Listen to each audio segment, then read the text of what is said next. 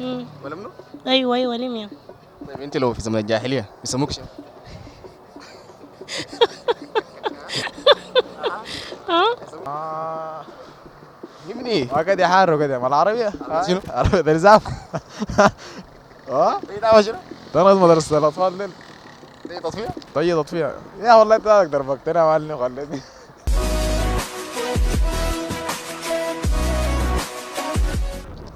مرحبا بكم ناس الحلوين في حلقه جديده ولقطه جديده، وقبل ما نبدا ما تنسى تدعمنا باللايك والشير والسبسكرايب، ويلا نحكم جوا نشوف الحصل شنو. السلام عليكم. عليكم السلام. كيف تمام؟ بخير والله تمام. الله يديك العافيه. اسمك منو؟ ليميا هاشم. ليميا منو؟ ليميا هاشم. ليميا حاجه. طيب يا ليميا، بيعجبك شنو اكثر حاجه بتعجبك في الزواج السوداني؟ اكثر حاجه بتعجبك في الزواج السوداني؟ طبعا جرتك، دي عاداتنا وتقاليدنا طبعا. واكثر حاجه مثلا بتكرهيها انه بتتمنى انه مثلا تتحذف تتعدم من الزواج السوداني، تبقى ما فيش بالمره. فطور العريس. فطور العريس. عريس آه. دقركم. اكيد. لا تفتش وقت رمضان وكده، شنو؟ حياة رمضان كده اللي وداه، يعني دي عادات كده المفروض تتلاشى. يا رمضان بيجوا في الزواج؟ اول مره اسمع والله. الخطوبة وكده. اه لما تكون مخطوبة. طيب انا لو مثلا خطبت قبل رمضان بشهور كثير يعني ممكن برضه اجيب حاجات رمضان؟ هي العروس لازم تجيب، العروس يا العريس. العروس بتجيب لي انا؟ والله اصلا اقول لكم حاجه، رمضان قرب وانا ده خلاص. عشت ده. اسم الكريم منو؟ محمد أحمد محمد الحسن. محمد آدم. محمد احمد. محمد احمد. هاي طيب يا محمد احمد، ارفع صوتك شويه وعيل لنا للكاميرا تمام؟ كويس ما في وجه. يا محمد احمد، عندنا سؤال لك. انت بيتاح لي منك تشتري عربيه، والفيل اشتريت العربيه دي، وجنبيتكم في مدرسه في اطفال صغار، وفي مستشفى في عيانين.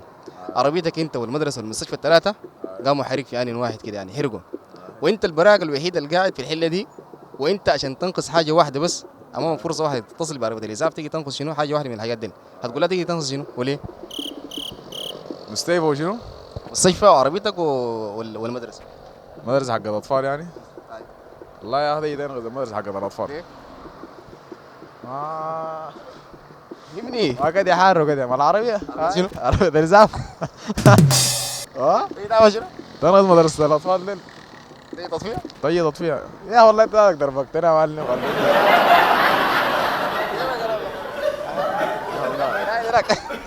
غير تنغص عربيتي والله اخوان غير تنغص عربيتي. تنقذ عربيتك؟ هاي. السلام عليكم. عليكم السلام ورحمة. كيف تمام؟ تمام والله الحمد لله. اخبارك؟ والله بسط الحمد اسم لله. الكريم؟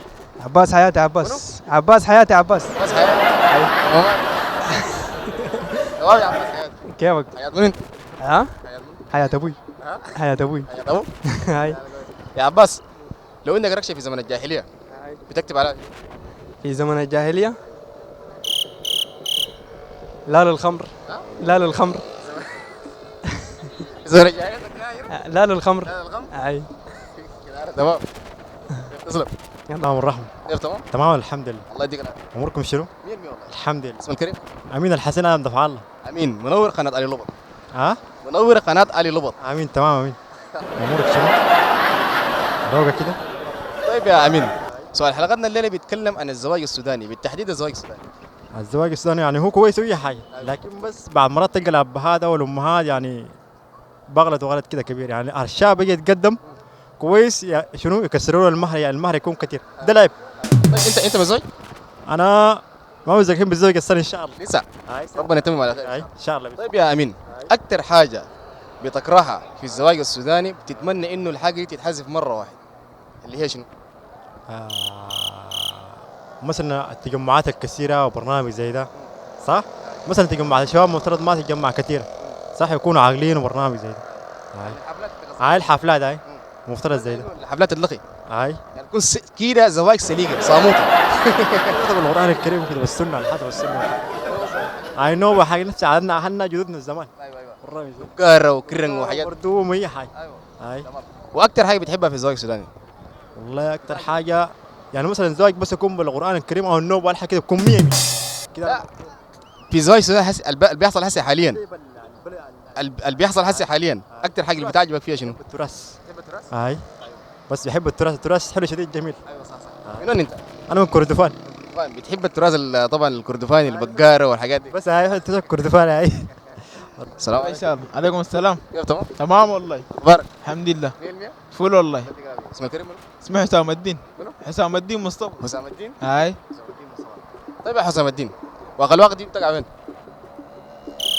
الوقت دي والله بعيدة لكن وين ما أعرف أنا. وين؟ بعيدة. وين يعني؟ والله بتكون بعد صالحة الكلاكلة كده. بعدين؟ لا صالحة الكلاكلة بتكون بعدين بهناك. يعني صالحة بعيد؟ هاي صالحة بعيدة ولا؟ صالحة بعيدة شديد. يعني يا بعد الكلاكلة يا بعد صالحة واحد من اثنين. واحد اثنين. هاي. وراهم طوالي. بعديهم طوالي بتلقى الواقع. سالك هنا؟ تلقى الواقع قلت هذه. قاعد صح؟ هاي قاعد. سقط لقط. سقط لك دي بعد الواقع. بعديها طوالي. بعدين هاي. كويس. يا حسام الدين، انت لو جوكي في زمن الجاهليه وعندك ركشه حتكتب عليها شنو؟ بكتب فيها تبا لكم. ها؟ تبا لكم. منو؟ تبا للجاهلين ديل ذاتهم. تمام. هاي تبا لهم كلهم. تبا لنا ولا تبا؟ هاي تبا لكم بس عشان حاجه يفهموها ذاتهم. لا انا بقرا. هاي ما اكتب لهم حاجه يعني بتاعت ناس مثقفين. عليكم السلام. كيف تمام؟ تمام الحمد لله. اخبارك شنو؟ 100% والله. اسمك كريم؟ منصور مالك. منصور؟ ايوه. منصور مالك. طيب يا منصور، رايك شنو في المغتربين اللي بيجوا من هناك؟ يعني مثلا واحد يكون كاتب له ما المغترب، واحد هنا في السودان يكون كاتب مثلا بيت 3 4 سنوات، يجي مغترب يقصها منه او يسلبها منه، رايك شنو؟ والله شعور سيء جدا. شعور سيء جدا والله. والله التربيين دول مدقرين لنا في اي مكان. ما بخليهم راحه والله. والله؟ والله العظيم. طبعا هناك مقرشين وكيلو وحاجات شكلها شلب طوال. لا والله برضه اخر لا. تتخوزك بالسودان القاعد هنا ده اخر رات تشيل المختلف ده. العيب في المغترب اللي بيجي بشلب، ولا العيب في البيت اللي بتكون مخطوبه ويجي واحد مقرش وتمشي مع المقرش؟ والله يا غليب في الزول بيجي بيخطب ده هو بيكون جاهز ويقول يخطب. ده العيب فيه. قاعد تكون نفسك تجهز نفسك فل حتى بدك شنو تقول داير تيجي تخطب، ما تمشي تخطب ساي والنهايه بعد هذا البيت تشلب منك وكيف تحصل امور ما ياها. اصلا بتلقى لك واحد تلقى واحد جلابي طوالي تبيعك تبيع جانك اي طوالي. كويس. تسلم. يديك العافيه. عليكم السلام. تمام؟ الحمد لله. الله يخليك. اسمك كريم؟ اسمي ايمن عبد الرحيم. ايمن، منور قناه علي لغط. تسلم كثير يا علي لغط، لنا الشرف نقوم في قناتك ان شاء الله. الله يخليك. يا ايمن، سؤال حلقتنا الليله بالضبط بيتكلم عن الزواج السوداني. تمام؟ أيوة. اكثر حاجه بتحبها في الزواج السوداني شنو؟ حاجه واحده. والله يا اخي البساطه.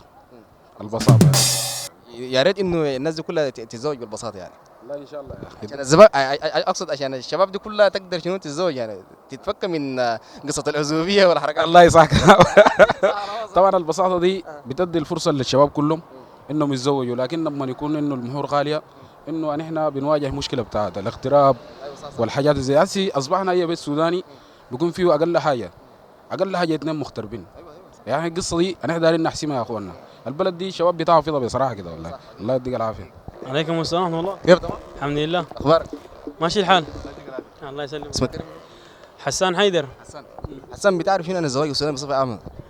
والله زواج في السودان هنا كله على الراجل، يعني بقى عرض كله على الراجل، يعني ما منه فايده اصلا. انت بتكوب قروشك كلها في مره واحده وبعدين بتتفاجئ بحاجات ما كنت متوقعها، فبتبقى مؤامره واقع. يا تقوم تبدا من الصفر ثاني تجمع يعني تاخذ قروشك في مره ثانيه، يا كمان ترضى بيها وتعصر الليمونه في خشمك وتقعد. في جيرتك السوداني الانسان بيخش كده بوري هناك بيعمل ها؟ الانسان؟ والله يا اخي عندنا خطط بيعرفوهن طريقه الدخول كيف. ما عرسه؟ والله يا ريت يا اخي، والله يا ريت. نشوف لك واحد من البرنامج. والله يا اخي ما من برا السودان احب زمان من هنا، والله من برا السودان. ليه يعني من برا السودان؟ تكسب دنيا واخره. ايوه بتجيب انتاج محسن، دي نمره واحد للدنيا دي، وثاني حاجه مره بتكون بتحفظ دينه وكلام ده. السودان ده ما عندهن بوع الكلمه، ما عندهن دين. معقوله يا اخي؟ كيف اوريك كيف المره تجتهد فيها وتعمل في اي حاجه تقول لك انا شفت منك شنو؟ شايف الكلمه دي ترميها في النار. انا ما اعرف زي ما اخش النار ليه؟ على زي واحده تكون كافره داخل الاسلام وتجيب لي انتاج محسن. انت تنظف والجماعه يوسخوا. لا انا ما ابغى اخلي زول يوسخ، والله ابشرك كما عمك ما بتدي؟ لا ولا ود اخوي ما بدي، وخلي ود عمي. وكده قد وصلنا لنهايه حلقتنا، وما تنسى يا اخواننا لو الحلقه عجبتك تدعمنا باللايك والشير والسبسكرايب، والسلام عليكم.